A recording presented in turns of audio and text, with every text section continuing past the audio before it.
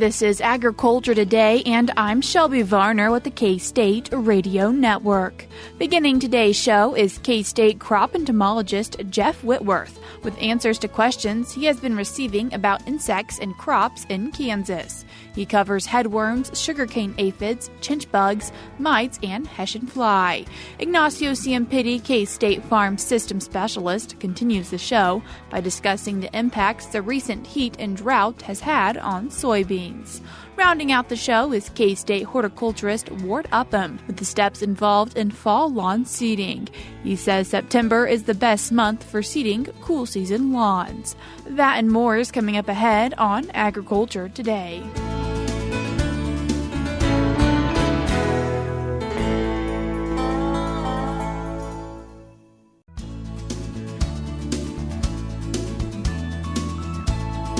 You're tuned in to Agriculture Today, and we start our Thursday show with K-State crop entomologist Jeff Whitworth. Jeff, thanks for joining us today. Oh, my pleasure. Anytime. Jeff, having a conversation about things you've been getting quite a few questions about, and first, starting with insects in sorghum, and those being headworms. Yes, sorghum is the crop of interest right now. This time of year, it's usually either sorghum or soybeans, but you know what? So far this year, the soybeans around the state have been relatively insect pest free. Not free, but relatively so. So most of the concern of the growers up to this point in time is sorghum. The problem is with the heat and the drought and the impact that the insects have, it's just multiplying the stress on the plant. So right now, this time of year, we're getting multiple insect infestations. The chinch bugs, first of all, have been here since the sorghum was planted. They're still here. The common question I get, are we going to have another generation between now and freeze up? Probably not. There might still be some eggs that are waiting to hatch as far as the chinch bugs go, but I don't think we're going to have another complete generation. We're going to have the nymphs. They're going to mature over the next month or 6 weeks. And then typically the chinch bug overwinters as an adult. So that's really what we're going to see is just the maturation of the chinch bugs into adults and then the adults moving out. But right now, what I'm getting calls on are headworms around the state. Now, a lot of sorghum's past the dough stage. That's the stage that the headworm can actually infest between flowering and soft dough is the vulnerable stage for sorghum. And a lot of the sorghum is in that now. A lot of them is past. So if it's past, don't worry about it. If not, the ideal situation is to get out and look because it's, in my opinion, it's really one of the easier sampling methods to do is just go out, white 1 gallon bucket, bend the head over in the bucket, vigorously shake it against the sides, and do that 10 different places in the field, 10 different plants. Count the number of worms. You got 100 plants, you've done that too. You lose 5% per worm per head. So it's really pretty easy. If you got 100 worms out of 100 heads, you're going to lose 5% of your yield. But what you want to do is make sure you get out there early, just as those worms are starting to do damage. Basically, as the sorghum is coming into the flowering stage, that's the best time to get out and look. The nice thing about it, once it's 2 weeks later, once it's gotten to the milk or soft dough stage, they're not going to infest it. They're not going to bother it because the kernels are just too hard for those little worms to feed on. So it's just a 2-week period. And right now, in different parts of the state, the sorghum is in that stage and the moths are flying. So I've gotten quite a few calls about that. Also, one of the questions is, what about the drought in concert with the damage caused by the insects? And again, that's something that you kind of have to decide on your own. It's hard to judge the impact of the drought. But I can tell you the insect itself in the head, 5% loss per worm per head. Then we also are seeing the sugarcane aphids or the sorghum aphids. They're migrating into the state in pretty good numbers. Anytime you get a good, strong south breeze, the sugarcane aphids are coming in. I've seen many fields over the last 2 weeks with substantial populations of sorghum or sugarcane aphids on a leaf here or there, but not consistently throughout the field or consistently enough on a plant that would justify spraying with an insecticide. But there's enough there to cause concern. Fortunately, in the fields that I've been in and the consultants and the growers I've talked to, there's a pretty good supply of beneficials. There are a lot of green lacewings and lady beetle larvae They're actually helping to control these sorghum aphids. The thing is, you got to keep watch because they're not going to stop migrating, and they're going to continue to blow in with the south wind.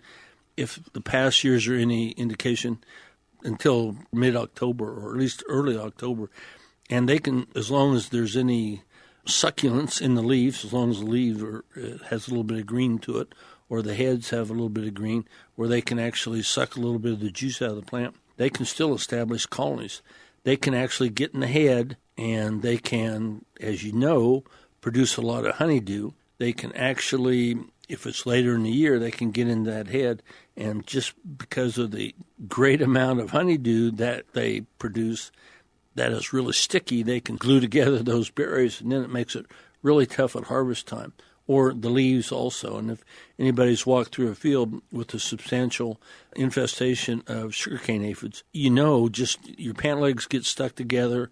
I mean, they do produce a lot of sticky honeydew, which once the colony's gone, that honeydew loses its stickiness, and it's not a problem. But while those colonies are still active, that honeydew, even late in the year, that honeydew can produce some hindrances when it comes to harvest. As we found out the first and second years that they were in Kansas, that was a real eye-opener with the amount of honeydew they produce. So they're still here, and they're going to continue to come in. So I really recommend you still get out and monitor for the sorghum aphids or the sugarcane aphids from now until, once your sorghum's dried, you're not going to have a problem. And once it gets cold, down into the 30s or the 20s, the sugarcane aphid won't be able to establish anyway.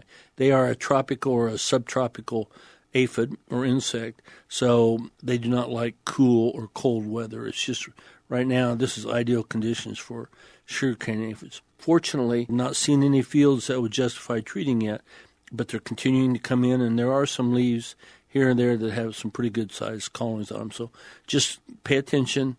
Check the K-State sorghum insect management guides for rates and insecticides that are labeled, and keep monitoring. And you mentioned chinch bugs, Jeff, and that's something important when we think about volunteer wheat. And we've had a conversation about this recently, but not focused on insects quite as much as we are going to now. So besides just chinch bugs, what are some other concerns with volunteer wheat? Yes, the chinch bugs will be out there, as I said earlier, as they become adults, and as the sorghum senesces or dries down, they're going to leave that sorghum. Typically, they go to a grass. They feed on grasses. They don't really care what kind, but lots of times in agriculture, what's next to sorghum is wheat. So that is a really, really good reason, among others, to get rid of your volunteer wheat, because if the chinch bugs move out early and there's volunteer, they'll feed on the volunteer wheat. I'm sure, as you said, you've talked about the green bridge or getting rid of the volunteer for pathogens and weeds, but it's good for all insects also.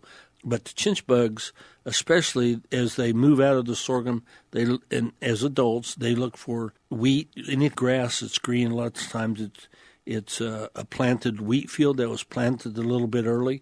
That's another thing. The later the planting of the wheat, the better off you are as far as avoiding insect pests. But as the chinch bugs move out, in years past, especially if we have a dry fall, they have caused some thin stands of wheat, and then they overwinter in some place where there's bunch grass or CRP or someplace like that. But on their way, they will feed on that wheat. So if you get rid of the volunteer, they will move on, and they won't be there when that planted wheat comes up. There are other pests also in the wheat that need or utilize volunteer wheat. Probably one of the most talked about is wheat streak mosaic. The disease is vectored by a little mite, and if the volunteer wheat's not there, the mite won't be there. These mites can't fly, they can't hop. So, if you get rid of the volunteer, they won't have a food source, and that will get rid of the mites. And if there's no mites, they can't vector the virus or the disease. It's the same with all the mites. Wintergreen mites, those are the mites we usually get called about in November, early December, if we have a relatively cool fall and it's dry. The wintergreen mites, again, they utilize grasses, but especially volunteer wheat, so they will get out on the domestic wheat or the planted wheat, and they can cause some concern. As with the aphids, if there's some of the aphids can vector barley yellow dwarf, which is another virus that if there's no volunteer wheat, there's going to be a lot less barley yellow dwarf disease. The aphids won't have anything to feed on. And grasshoppers. Grasshoppers. This year in some spots around the state, we've got a lot of grasshoppers, and a lot of the guys didn't treat the grass areas like they normally do or the weedy areas. So there are some pretty good populations of grasshoppers around some of these fields. And as soon as that wheat is planted and greens up, they're going to move into that wheat. So that's another thing. If you get rid of the volunteer, the grasshoppers won't hang around there. So I just can't say enough about planting late. Plant as late as you possibly can for wheat, and especially get rid of that volunteer wheat at least 2 weeks before you plant it. Probably the number one pest in wheat around the world is the hessian fly, and we have hessian flies in Kansas. Every field that I've ever looked at in the last 30 years, we can find a 1 to 2% infestation of hessian flies. They're that common. Usually they don't do that much of a yield reduction, but they can. In those fields that they have caused a problem, you don't want to see that happen again. I mean, it's very eye-opening. The wheat just looks like pickup sticks, and the yield is just totally lost. So you got to remember the hessian fly. There's 1 to 2% in just about every field in Kansas, but they rely on volunteer wheat also. So, again, plant as late as possible. Get rid of the volunteer, and you'll severely reduce the incidence of hessian fly or the potential of having a hessian fly outbreak. Remember, they are always around. They have been since the 1800s. That was Key State crop entomologist Jeff Whitworth. We're cutting to a short break now, but we'll be back with more ahead.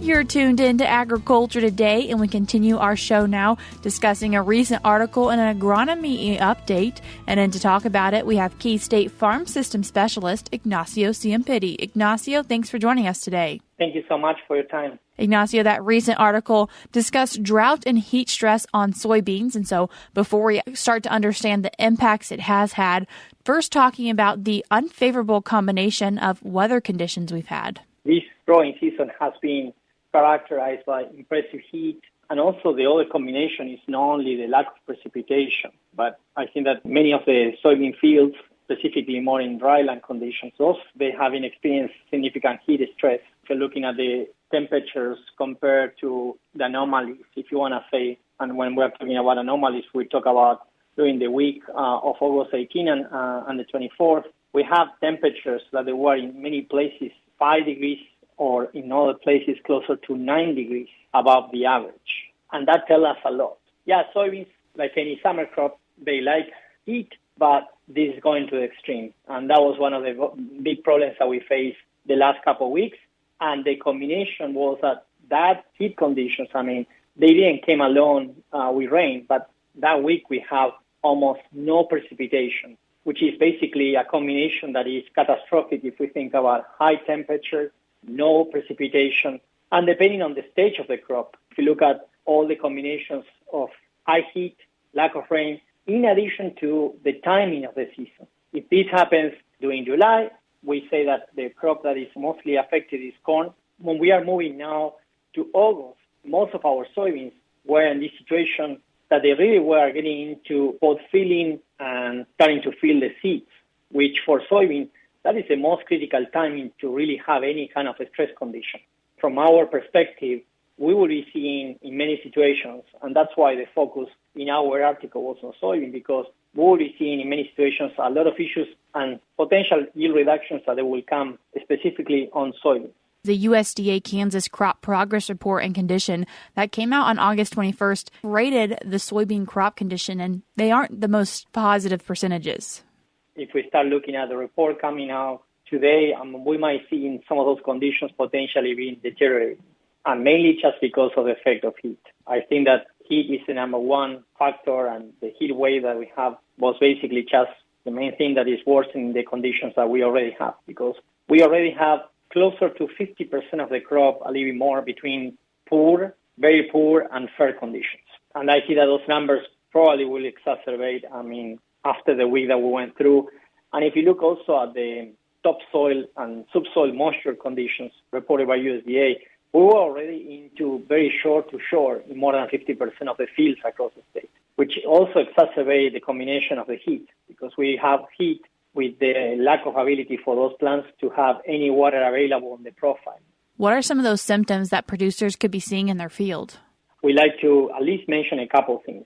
In the article, we go in detail into those specific conditions. And every time that we have combinations of drought and heat that we are seeing in many situations, mainly in central and eastern part of the state, we start seeing leaves that are flipping. So the leaf flipping is one of the first symptoms when we have any drought stress. Anytime that those leaves the plants are exposed to under water stress conditions, this is the only mechanism basically that the plant used to reduce the usage and reduce the transpiration, basically all the water that is being lost through the leaves. So we start seeing that those plants, they show those leaves that they are kind of going down, and that is just a reflection that the plant is trying to stop losing water. The second one is what we call the curling or the clumping.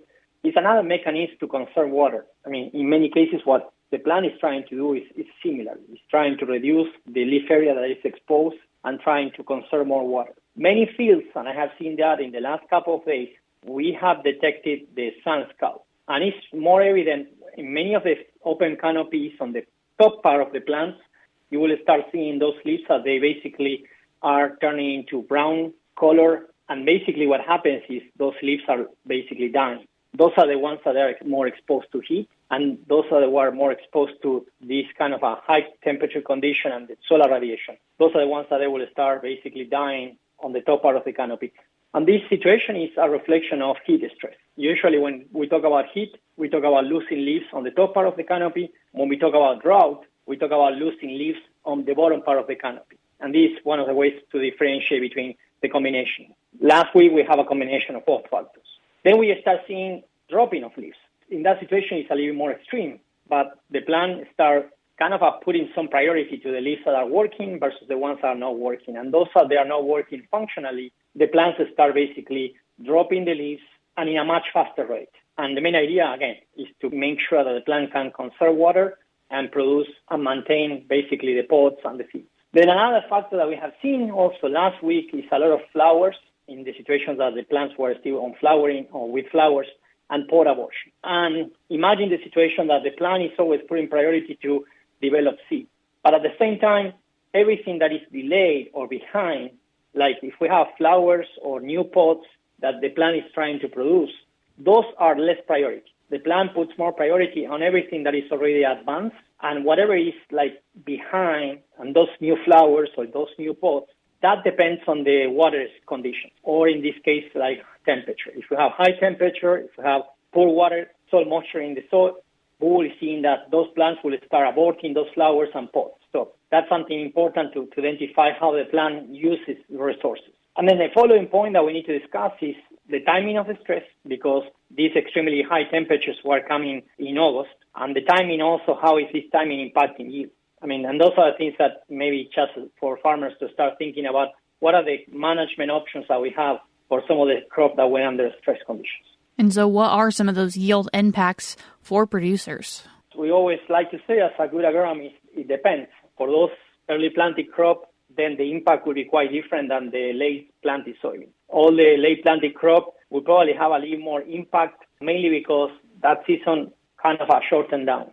And then we have now plants that they are really getting quickly into pod formation, and they will rush into maturity. If conditions improve in the next coming weeks, we still have some hope for those plants to hopefully recover. That's something that is important to mention. For those that were planted early, the situation is a little bit different. In those ones that they were already on the moment of pod or seed formation, we will start seeing impact. And one of the things that I always mention is if we are already in seed filling for soybean usually takes around 35 to 40 days.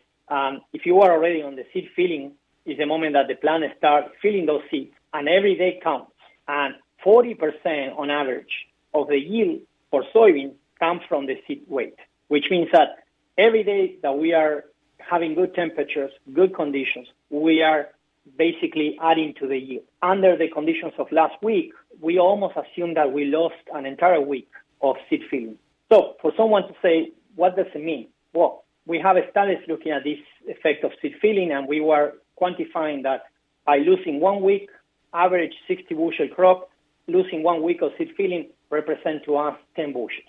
And we will start seeing that for sure in situations where we were under irrigation, that we could mitigate that impact. We might see potentially lower impact of that high temperature, but in many cases we will see some of this impact mainly because of the shortening on the seed filling. A couple of the points to close here is like, if you think about harvest, we need to think about basically, hopefully some of the plants might be able to recover if we still have some time. The key conditions are the coming weeks. If temperatures go back to what we had this week, around 90, 80, and then with some variation between day and night. If we have rains, timely rains, good sunny conditions, I think that we can still hope for some respectable yields. We probably will not see, in many cases, except for a few environments, top yields, but we will be able to get good yields, in some situations. There were a few questions of some farmers asking us, what are the possibility of cutting for hay? That's a possibility if the crop is under stress, and then for some livestock producers that they are facing some dry pastures, that decision depends on the growth and the condition of the plant. I always say that it's best to try to hold because it depends on how those plants, those soybeans can recover. If the soybeans are late planted, maybe for those soybeans, that they go probably potentially more impacted, it's harder to recover, but I always say to hold enough is possible, just to make sure that they can quantify all the scenarios when you're looking at this. When you're looking at cutting for hay, you need to have multiple conditions. You need to think about what is the nutritional value of the crop at the moment that you're cutting. You need to at least have plants that have 30% of the leaves so that they can produce some kind of good numbers of dry matter, and digestibility too, having some good protein. So some of these factors are factors that they can affect basically what is the optimal timing for cutting, and then what is the nutritional value of those basically plants that are going to hay. Remember that many herbicides also labels restrict the use of soybeans as a forage. So thinking about all these conditions, and trying to think about these considerations when you're taking the decision are very relevant. And as I was discussing with many farmers, the best moment to start making a good assessment of the impact of last week conditions is this week. When you start going out and you start really kind of assessing what is the overall impact, damage that these high temperatures produce into pod formation, seed abortion, and really trying to think about, okay, what is the overall impact that these conditions will have in terms of basically reducing yields. That was K-State Farm System Specialist Ignacio Ciampitti. We're cutting to a short break now on Agriculture Today, but we'll be back with more ahead.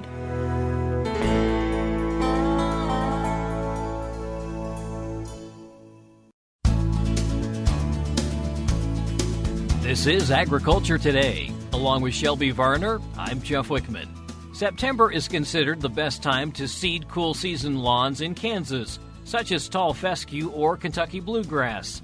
K-State horticulturist Ward Upham says that success is dependent on fertilization, proper rates, dispersal, good seed contact, and proper watering. He discusses each step in the seeding process. Ward, we're approaching that time when we are looking at cool season grasses and doing some fall lawn seeding. That's right. So when we're talking about the cool season grasses, we're talking about Kentucky bluegrass and tall fescue. We are not talking about the warm season grasses, which include Bermuda, buffalo, and zoysia. Those you actually seed in the spring or late spring. And this is a complete process what we're looking at here when we're looking at doing this fall treatment. That's right. So there are certain steps that are involved, and we'll try to kind of go through those in order. First thing you want to look at is fertilization, and we recommend you use a starter fertilizer. It's going to be higher in phosphorus than the other two nutrients. That helps get that seed started off very quickly. Follow directions on a bag. That'll tell you how much to put down. The other thing is to look at the proper rates for the grass you're putting down. For tall fescue, usually you're looking at 6 to 8 pounds per 1,000 square feet. Kentucky bluegrass, 2 to 3 pounds. You may wonder why less on the Kentucky bluegrass. It's a smaller seed. So you're actually putting down more seed per square foot with Kentucky bluegrass because it's so much smaller. But you need that extra seed in order to get a good, thick stand. And that is set up by the system that you're using. That's right. So if you have a drop spreader or a rotary spreader, you just set it according to what the directions say on that spreader. And that'll give you a good idea.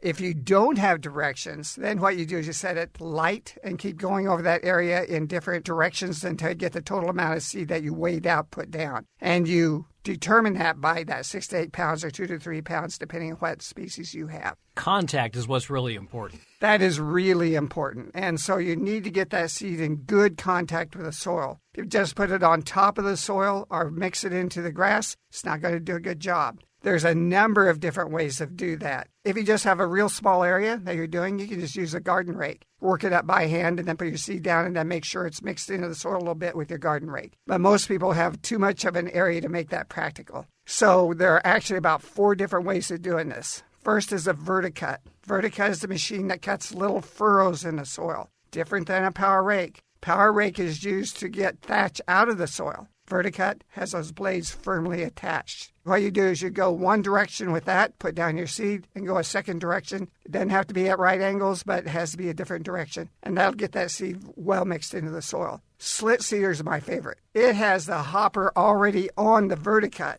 and so it does everything in one operation. Again, go 2 different directions. Now, if you have a slope or you don't have a whole lot of water you can put on, then a core aerator may be the best choice. Go 2 to 3 directions with that, and then spread your seed to fall into those holes and come up in the holes. And the last is just to till the soil. You may have to do that in order to smooth out the lawn. And if you do that, then what you do is after you've tilled the soil, run over it with a roller or a garden tractor to firm it up, put down your seed, and then mix in that seed with a leaf rake. Doesn't have to be deep, just has to be mixed in just a little bit. So that's how you get that seed into good soil contact. And then we need a lot of water as well. Yeah, a lot of watering. And so if it is really hot, you may be watering 3 times a day.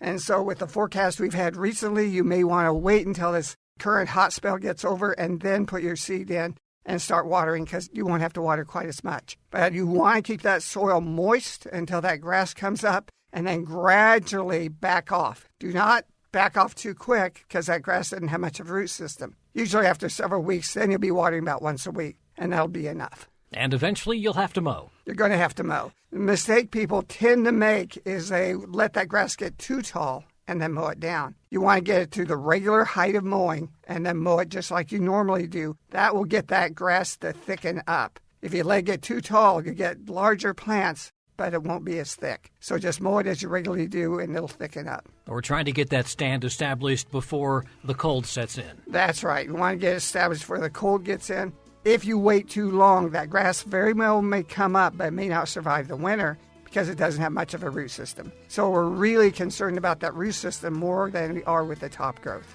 That's K-State horticulturist Ward Upham with information on seeding cool season lawns. And that'll do it for this edition of Agriculture Today. For Shelby Varner, I'm Jeff Whitworth. This is the K-State Radio Network.